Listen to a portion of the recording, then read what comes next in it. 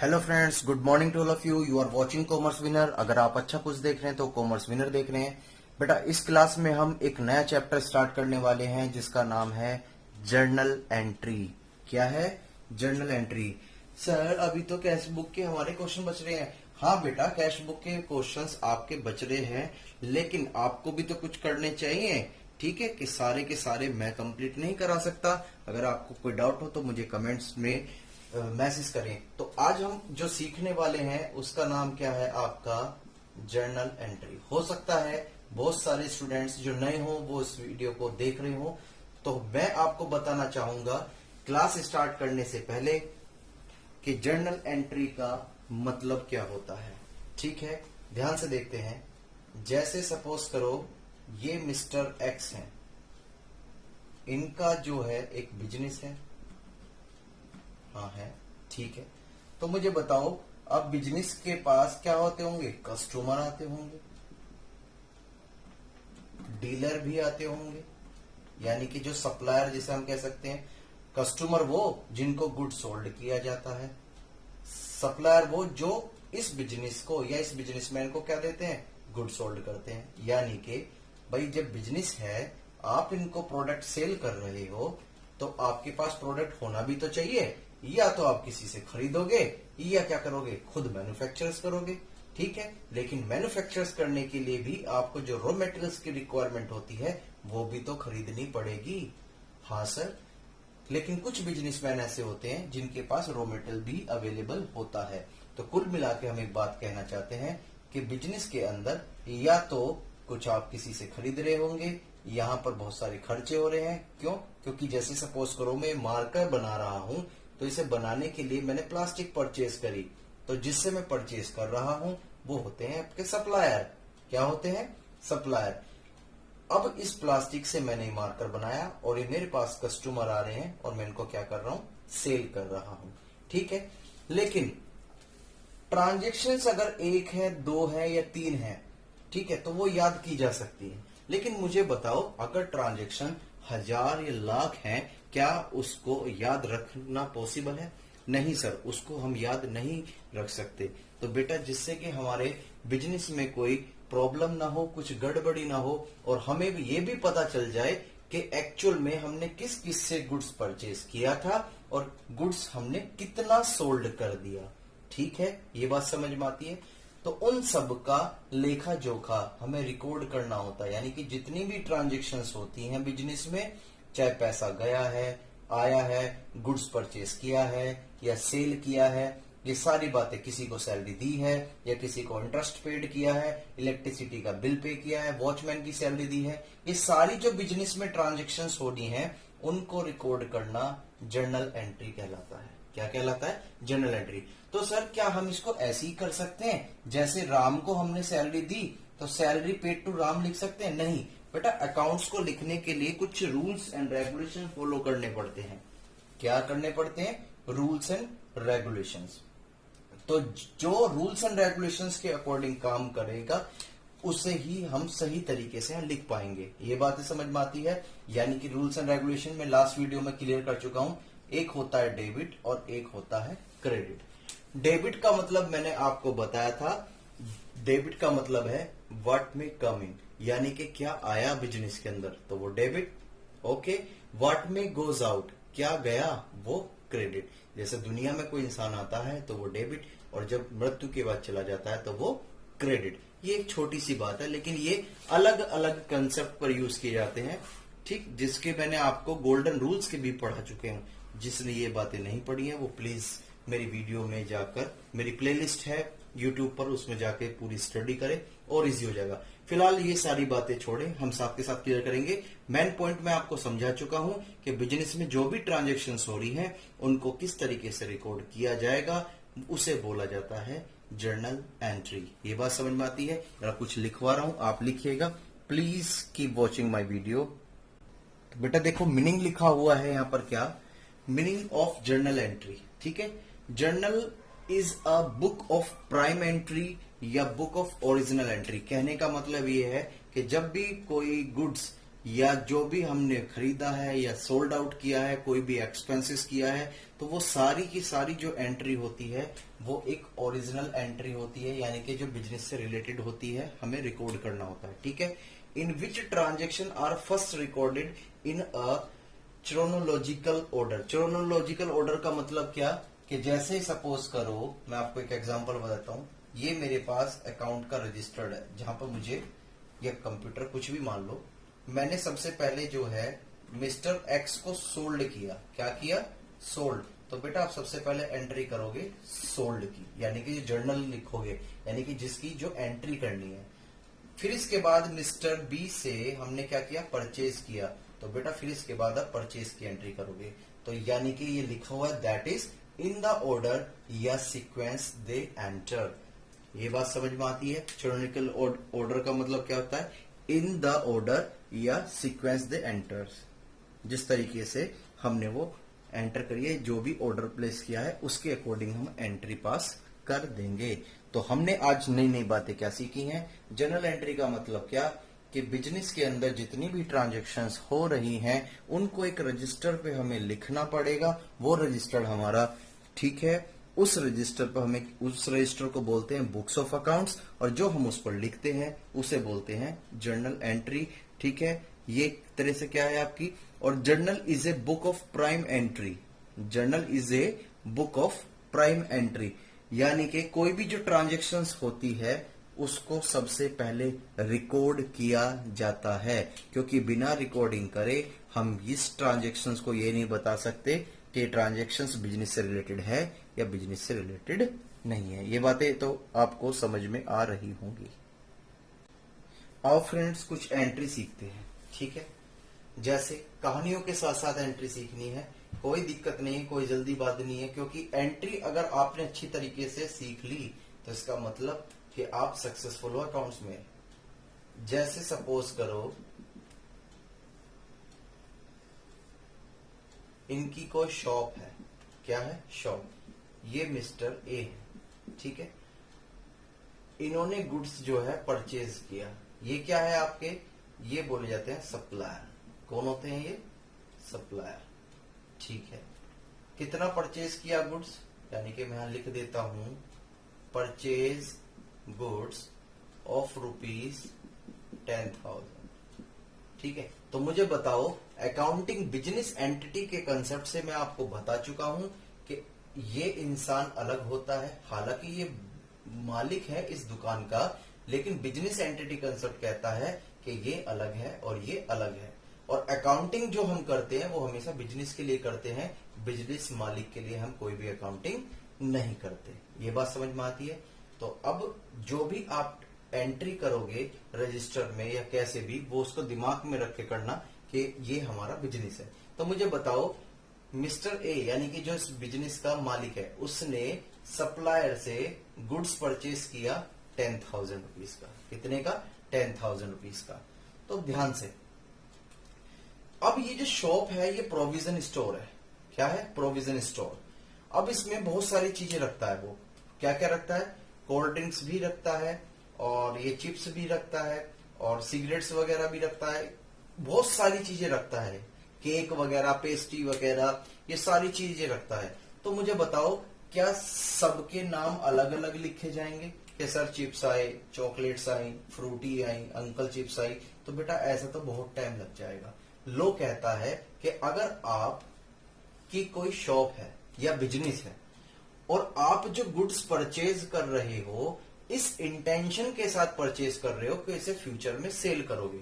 दोबारा सब दोनों स्वरों मेरी बातों को, यदि आप कोई गुड्स परचेज कर रहे हो और वो इस इंटेंशन के साथ परचेज कर रहे हो कि उसे फ्यूचर में आप क्या करोगे? सेल करोगे।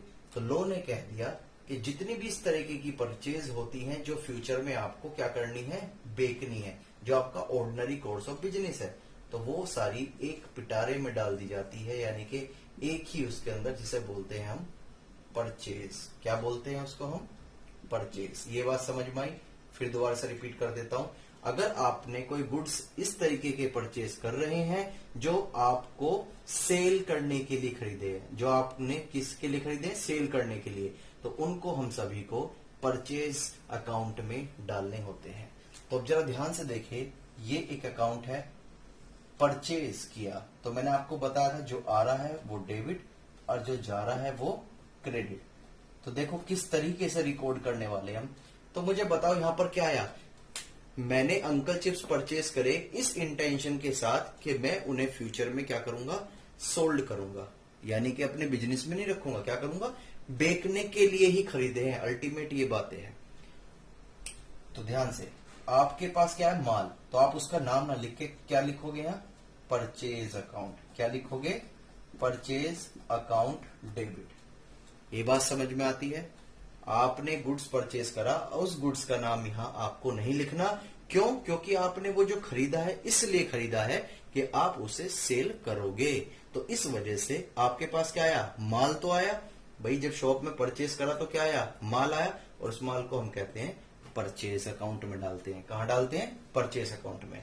ठीक है, फिर शॉप वालों ने, इस मालिक ने इसकी क्या करी होगी, पेमेंट कर दी होगी। सर उधार भी हो सकता है, वो बेटा मैं अभी नहीं समझा रहा, वो बाद की बात है। क्या कर दी होगी, पेमेंट कर दी होगी। तो मुझे बताओ कि जब पेमेंट करी है बिजनेसमैन ने सप्लायर की, तो इसके पास से क्या गया, सर इसके पास से तो या तो चेक जाएगा, चेक से पेमेंट करेगा। ठीक है, अब कहने लोगों से गूगल पे भी चल रहा है, बेटा वो भी सब हम ये मान के चलते हैं चेक होगा, और या हो सकता है वो क्या हो सकता है, कैश पेमेंट करे। तो देखो आया क्या, इसके पास गुड्स आए थे, इस वजह से हमने क्या लिख दिया, आया, जो आया परचेज अकाउंट डेबिट, और जो चला गया उसको हम लिख देंगे क्रेडिट। लेकिन गया क्या, या तो कैश जाएगा या चेक जाएगा। और यहां पर एक नरेशन डाल देंगे, बीइंग गुड्स परचेज। क्या डाल देंगे, बीइंग गुड्स परचेज। इसमें कोई डाउट मेरे हिसाब से आपको होना नहीं चाहिए। ये बातें समझ में आती है, क्लियर, सिंपल है। अगर कोई डाउट हो तो मुझे कमेंट में जरूर बताएं। तो यहां पर आज हमने नई बातें सीखी हैं। क्या बातें हैं, purchase account debit to cash, माल आया तो डेबिट कर दिया, वो भी किस वाले अकाउंट्स में, परचेज अकाउंट में, क्योंकि मैं आपको बता चुका हूं उसके बारे में। क्या चला गया, शॉप ने इसको या तो कैश दिया होगा या चेक। तो जो चीजें चली जाती हैं उसको हम करते हैं क्रेडिट, और क्रेडिट की पहचान किससे होती है, टू से। ये बात समझ में आई, जो आया वो डेबिट, जो गया वो क्रेडिट। यहां पर क्रेडिट लिखने की कोई जरूरत नहीं, ये टू अपने आप को यही बताता है कि ये क्रेडिट साइड है। क्लियर है ये बातें? प्लीज मेरी वीडियो के साथ बने रहिए, अगर आपको अच्छी लग रही है और समझ में आ रहा है। ये बात क्लियर है? चलो अब फिर से हम इसकी एक बात करने वाले हैं। फिर से एक बिजनेसमैन है मिस्टर ए, ठीक है, और उसकी एक शॉप है, वही अपना पुराना एग्जांपल, क्या है उसकी, शॉप। अब इसने क्या काम किया कि कस्टमर थे उनको गुड्स सोल्ड कर दिया। अब मिस्टर ए ने क्या कर दिया, सोल्ड, और बदले में क्या लिए होंगे, पैसे। सर उधार, बेटा उधार की बातें मैं अभी करके नहीं चल रहा हूं। Please try to understand this situations, you are the beginning here, you are the beginner here. Okay, आप अभी नए हो, इस वजह से बस मैं आपको इस तरह से समझा रहा हूं। सेल करी होगी और इससे क्या लिया होगा, पैसा। तो मुझे बताओ बिजनेस में क्या आया, सर ऑब्वियसली या तो चेक आएगा या कैश, और आने वाले को डेबिट। तो इस वजह से यहां क्या कर दिया हमने, कैश या बैंक अकाउंट डेबिट। ये बात समझ में आती है। और क्या चला गया, ओ सर सपोज करो इसने कोल्ड ड्रिंक परचेज करी थी और इसने जो है कोई आपके जैसे व्हीट फ्लोर यानी कि गेहूं का आटा परचेज किया था। तो लो कहता है अगर आपकी कोई बिजनेस है और आप गुड सोल्ड कर रहे हो, क्या कर रहे हो, गुड सोल्ड। गुड सोल्ड का मतलब क्या, कि वो परचेज ही इस वजह से करे थे कि उसे फ्यूचर में क्या करें, सेल करें। तो क्या सबके नाम अलग अलग लिखोगे, इसको चॉकलेट बे की, इसको अंकल चिप्स बे की, इसको आटा बे का, क्या सब कुछ लिखोगे, नहीं।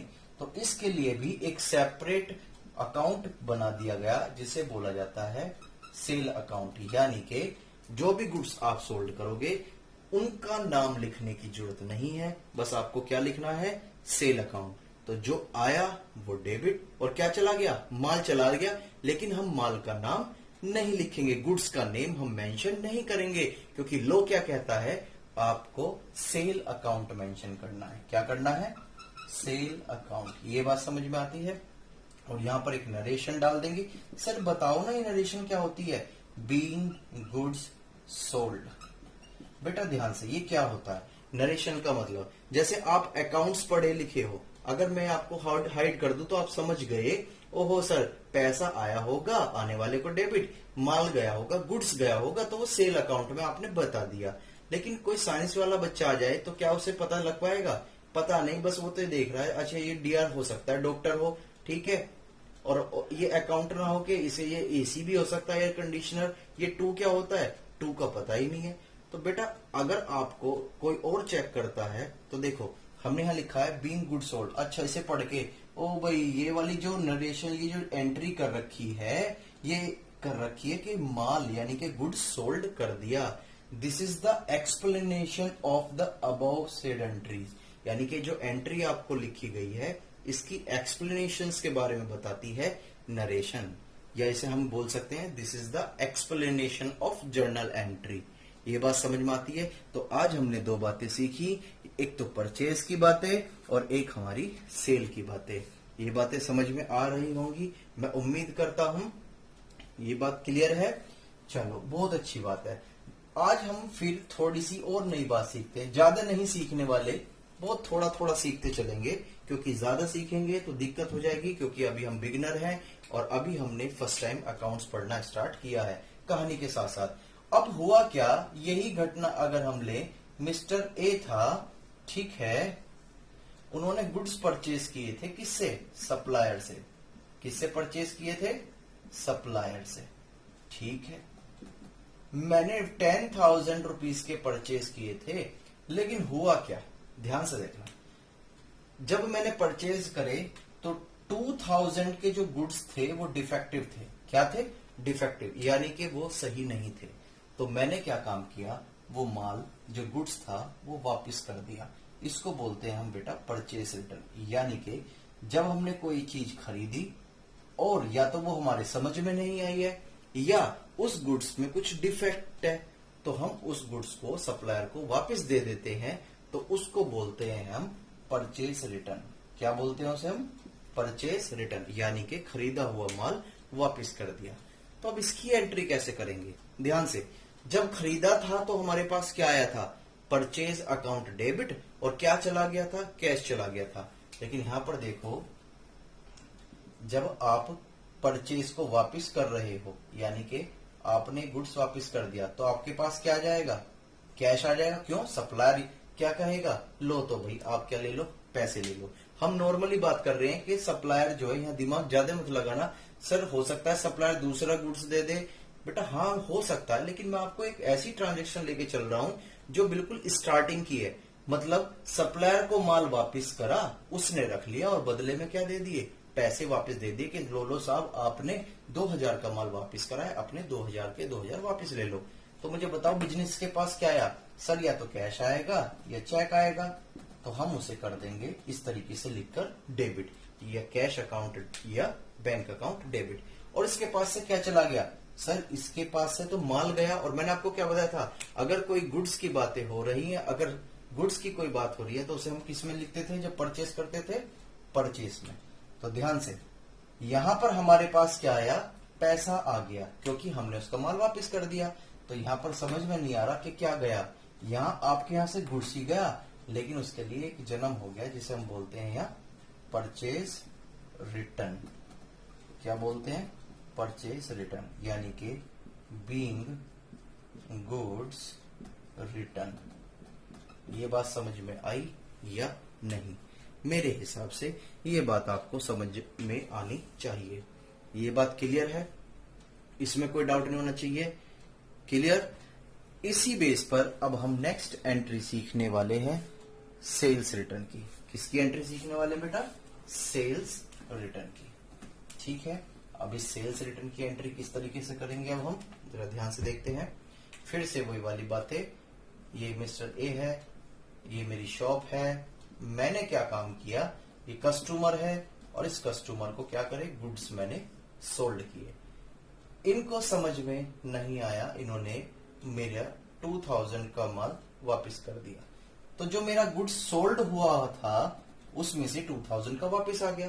तो मेरे पास माल वापिस आया, जो बिका हुआ माल वापिस आता है। ध्यान से, अभी हमने सीखा था जो हमने खरीदा हुआ माल था वो वापिस किया है, तो वहां परचेस रिटर्न यूज करते हैं। लेकिन यहां क्या कर रहे हैं, हमने सेल करी है और वो वापिस ही हमारे पास आया है। तो इस सिचुएशंस में हमारे पास क्या आया, सेल किया हुआ माल, तो उसे इंग्लिश में कैसे लिखते हैं, सेल रिटर्न अकाउंट डेबिट। और क्या चला गया हमारे से, या तो हमने कैश दिया होगा या चेक दिया होगा। तो बीइंग गुड्स रिटर्न या बीइंग सेल रिटर्न, ये बात मैं उम्मीद करता हूं कि आपको समझ में आ गई होगी। ठीक है बेटा, आस्ते आस्ते हम सीखते हैं और नई वीडियो के साथ मिलेंगे नेक्स्ट क्लास में। प्लीज इसकी अगर इससे रिलेटेड अगर कोई भी आपके पास जर्नल एंट्री है तो वो आप उसे अपने घर पर रिवाइज करिए और बुक्स में से उसे सॉल्व करने की कोशिश करिए। Okay, thank you and bye bye and take care.